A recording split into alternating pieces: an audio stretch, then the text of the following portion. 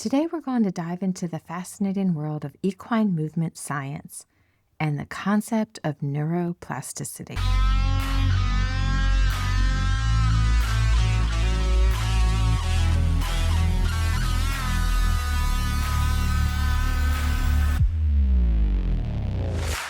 Do you want your horse to be strong, healthy, vibrant, and resilient? Do you want to proactively prevent illness and injury and have your horse recover with ease when challenges do arise? Welcome to Hale and Hardy Horses, your trusted hub for equine wellness and holistic care. Hi, I'm Dr. Rebecca, and I'm your host. In this episode, we're talking all about neuroplasticity. So usually when you talk about movement science, you're talking about biomechanics and locomotion, maybe gait analysis, anatomical components, and how movement is measured. But today, I want to get a little bit away from the norm, and I want to talk about this whole idea of brain mapping, neuroplasticity, and how it can help our horses perform at their best. Of course, the practical application of this work includes diagnosing lameness, optimizing performance in sport like dressage or jumping or reining, and incorporating those innovative rehabilitation techniques. In the future, we'll explore how to use technology and how we can use it to help us with this rehabilitation. Whether you want to improve your horse's movement, prevent injuries, or just simply understand your horse's movement patterns better, this episode is packed with valuable insights into equine movement. So let's start with the basics. What exactly is equine biomechanics and locomotion? Equine biomechanics is the study of how a horse's body moves, looking at the structures and the function and the interactions of bones, muscles, tendons, ligaments, and joints, all during movement. Think of it as the science behind every stride, every turn, every jump, and every stop that your horse makes. It examines how horses move and also why they move the way they do. Locomotion, though, is a broader term. It refers to the actual parts of movement like walking, trotting, cantering, galloping, pacing, and the coordination required to perform those movements. In simple terms, locomotion is what the horse is doing, while biomechanics is how the horse is doing it. So why does any of this actually matter? Why would you want to look at this? In reality, it's essential when training horses because we want to look at optimizing their performance. Every discipline, whether it's dressage or jumping, Western riding, is going to have different demands on the horse's body. Understanding those demands and learning how to safely train them ensures a longevity and health for many years to come. When we study biomechanics and then tailor our training to improve symmetry, stride length, balance, and power, we can reduce unnecessary stress on the horse's body, and that relates to injury prevention as well. Subtle asymmetries or imbalances in movement can be the first signs of any problem, and we're going to want to recognize those signs early so we can help prevent serious injuries and save the horse from pain. A horse that moves well, feels well, and has good biomechanics, meaning the joints aren't overloaded, the muscles are working efficiently, and the risk of strain, breakdown, or injury is minimized. That translates to a happy, healthier horse with a longer, more comfortable life, and of course, a more comfortable career.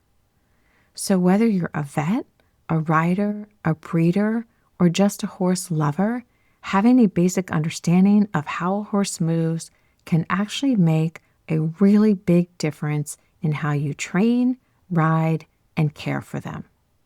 So today, we're not going to cover the basic information on movement. You can find that anywhere. Instead, let's talk about a lesser-known concept. Let's talk about neuroplasticity. What is neuroplasticity? It's the brain's remarkable ability to adapt, to rewire itself based on experiences, learning, the environment, any stimuli, and even injuries. Horses have a phenomenal ability to change their brain maps in relation to their movement and their environment as the equine nervous system is constantly responding to stimuli, whether it be pain or pressure, weather, footing, postural changes, or even their emotions. And every movement your horse makes is encoded in the brain via these neural maps and reinforced by the brain over time. And just like us, horses can learn movement patterns, both good and bad.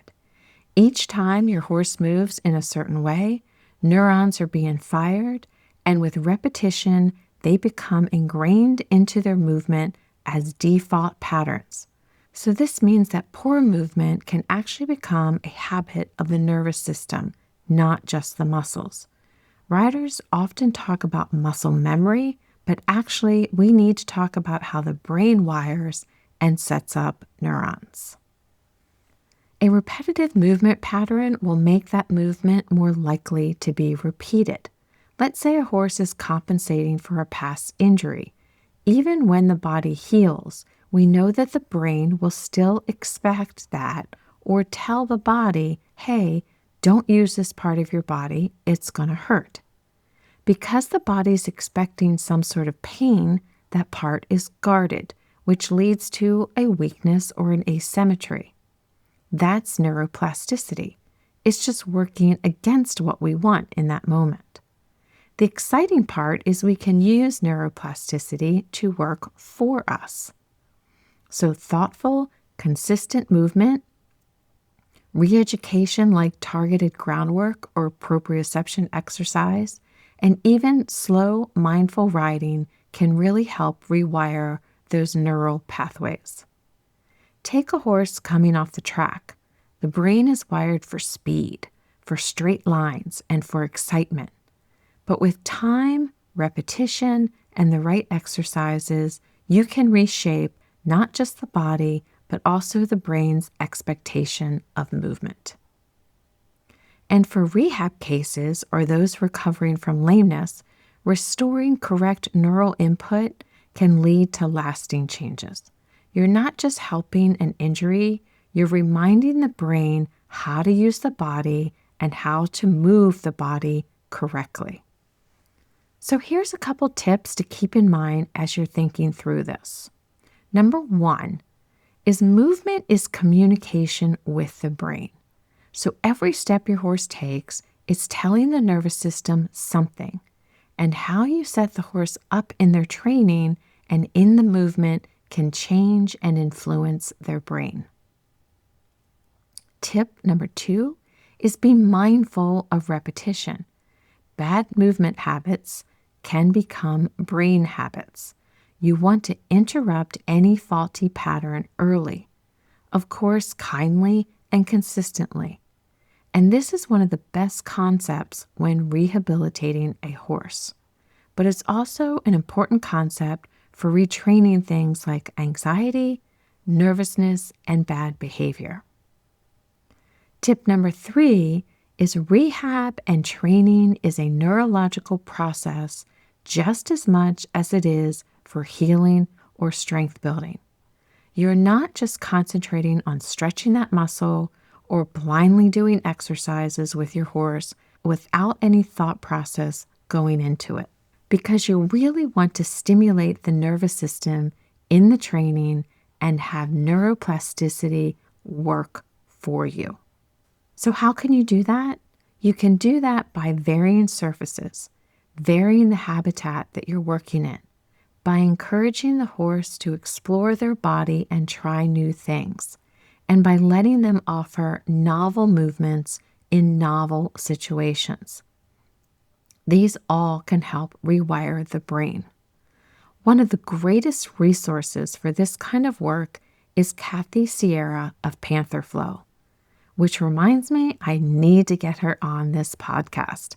If you'd like to hear about this fascinating subject directly from her, please leave a comment.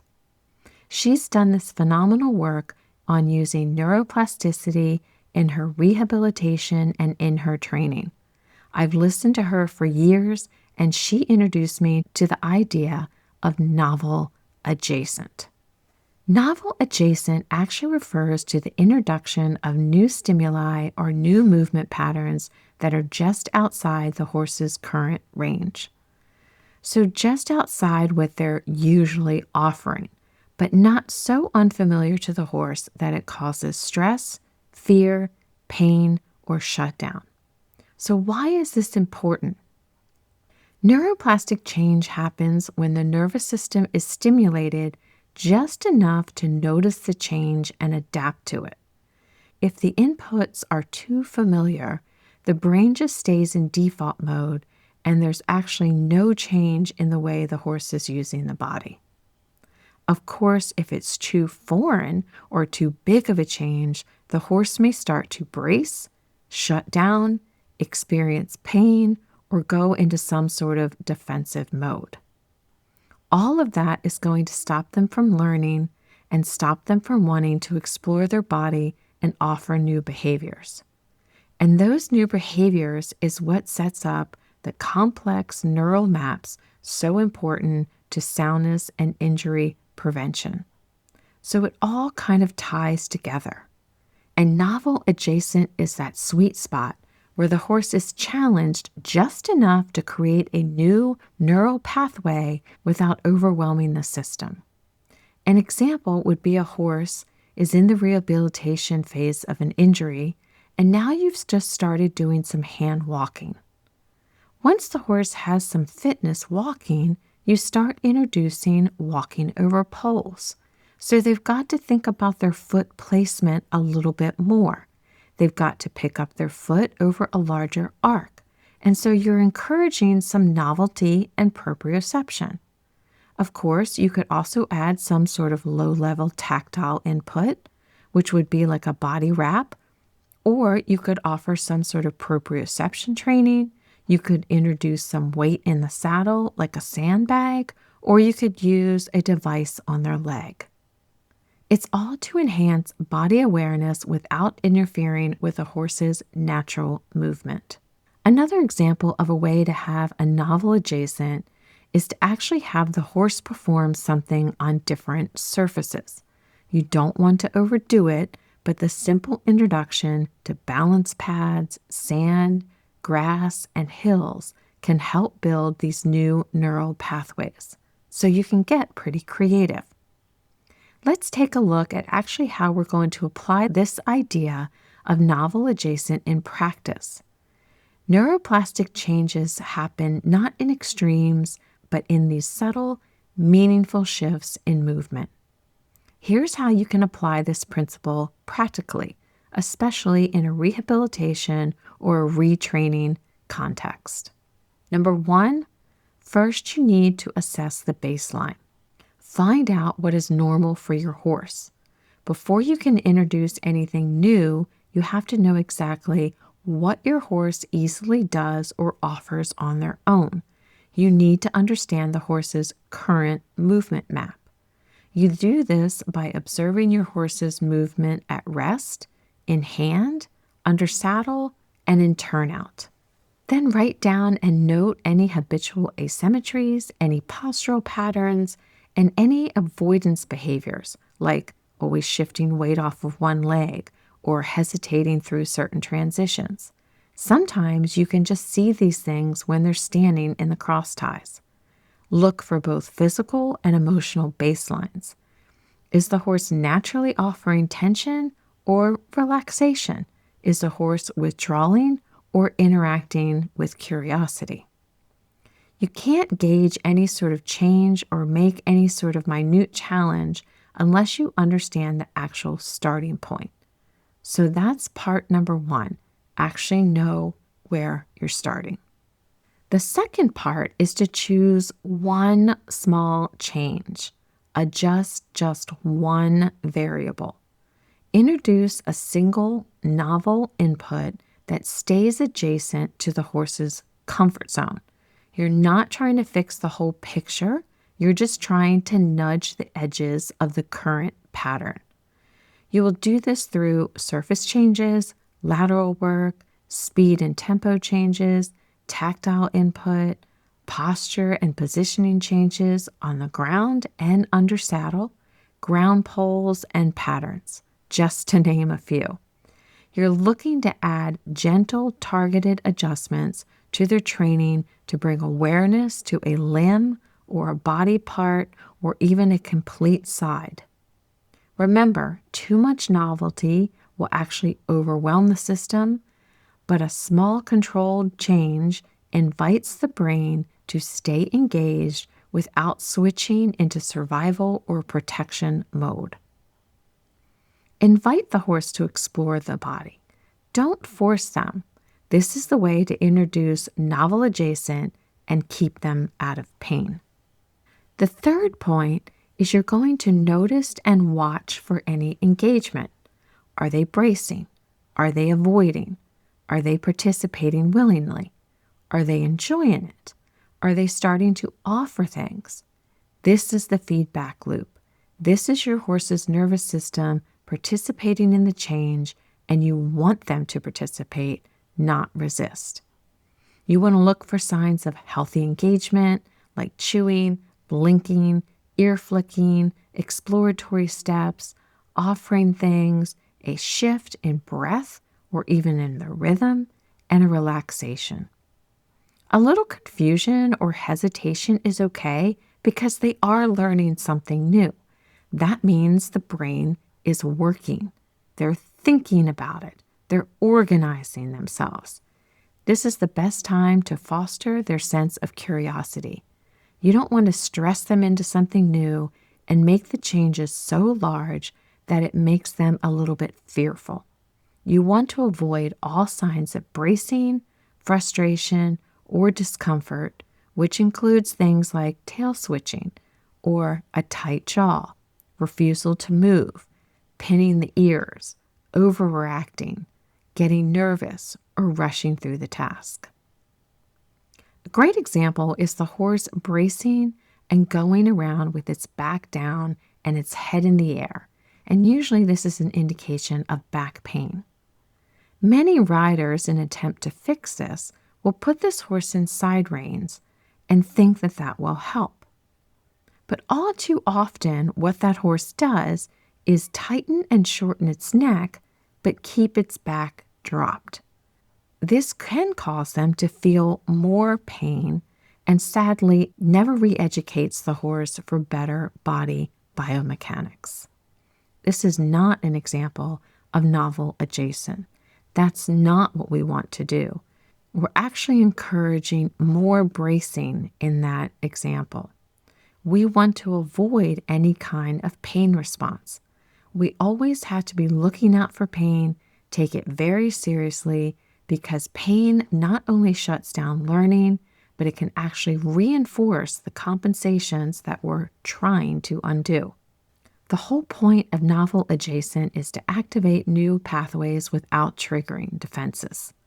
You're aiming for a zone of optimal learning, which is basically a state where the horse feels safe enough to explore change.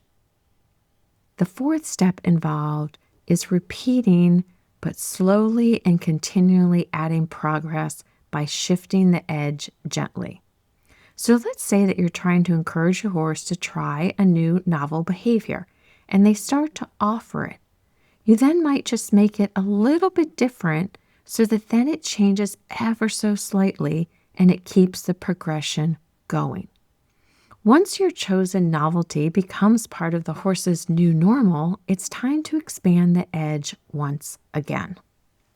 So you might layer in another small change or another surface or a slight increase in duration, a longer stride, or some sort of variation of the same exercise. Think of building scaffolding. Each layer of movement becomes a new foundation for the next.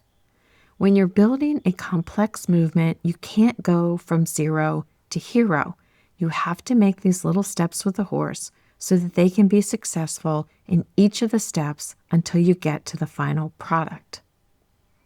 But don't be concerned if they plateau for a while or even if they have to back up sometimes before they can move forward again. Be patient. If you hit some sort of resistance, return to the next known successful variation that you feel the horse can do very comfortably. Don't consider it as a failure, but as a way to rebuild confidence and make sure they're really ready for the next step. Neuroplasticity thrives on this progression. Allow the horse to have time to observe, adapt, and integrate their new movement patterns. Every small, safe, and curious step rewires the brain just a little bit more. Think of novel adjacent like painting the edge of a canvas. You're not throwing the whole image away, you're slowly expanding its boundaries. You don't want the horse to move out of habit or fear, but you want them to have a new understanding of how to use their body.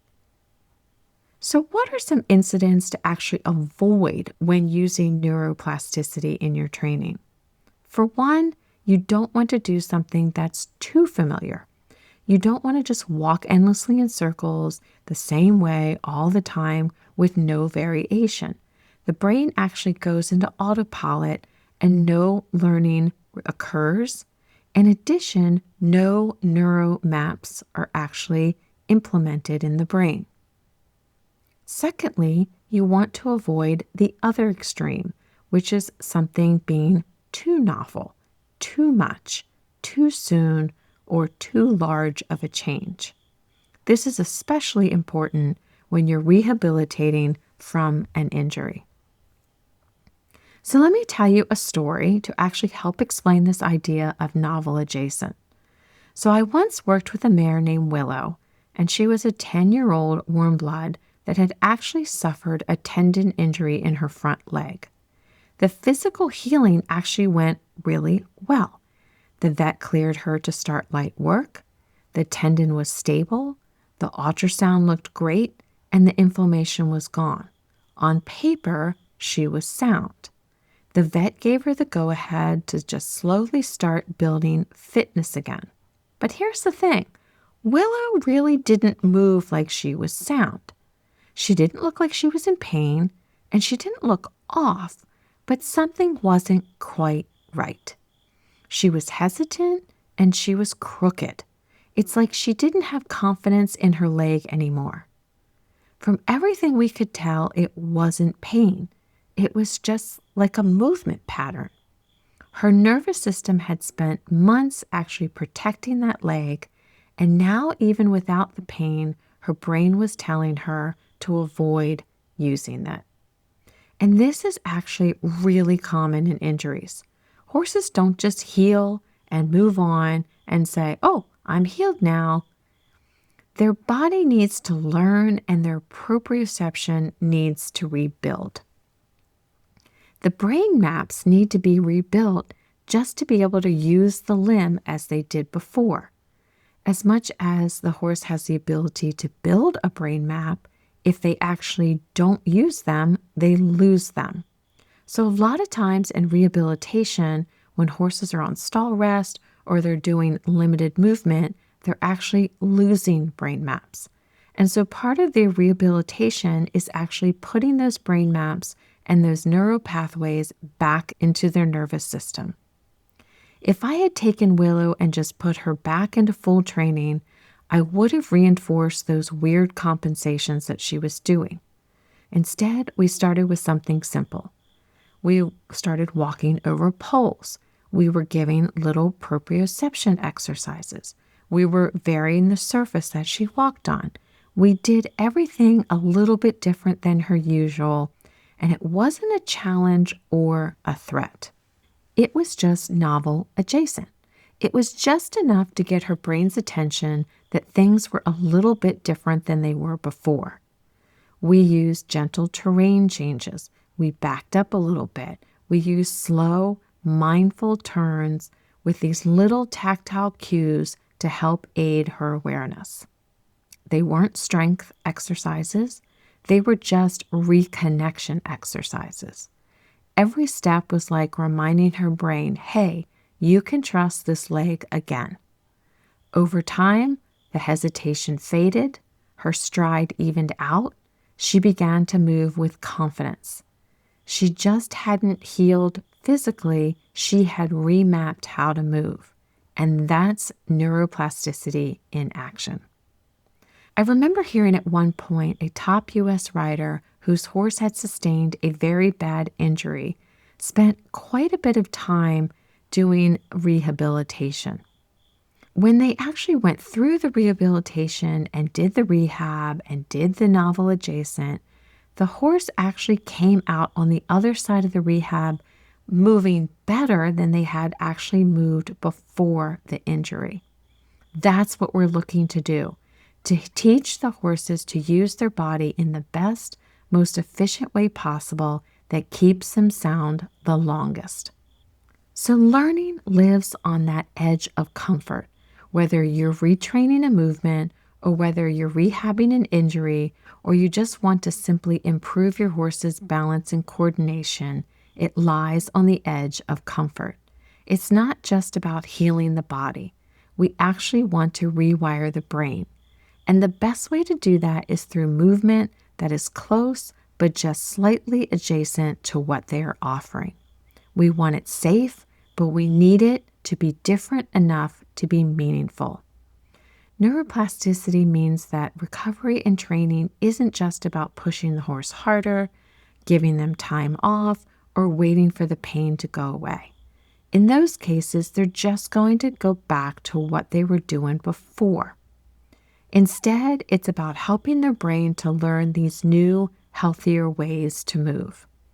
And by making these small, thoughtful changes in how you handle your horse's movement, like varying surfaces or changing directions, introducing tactile changes, or even just encouraging your horse to offer different things, or let them explore themselves and their body in their environment, we can drastically change their neuro maps. Encouraging horses to explore their movement with curiosity helps the horse's nervous system to adapt and to heal. Understanding neuroplasticity empowers you to support your horse's training and performance with a smarter, kinder, and more effective strategy, one that ensures their long-term soundness and health. That's all for today. Thank you for joining me again on the Hale and Hardy Horses podcast. I'll see you next time.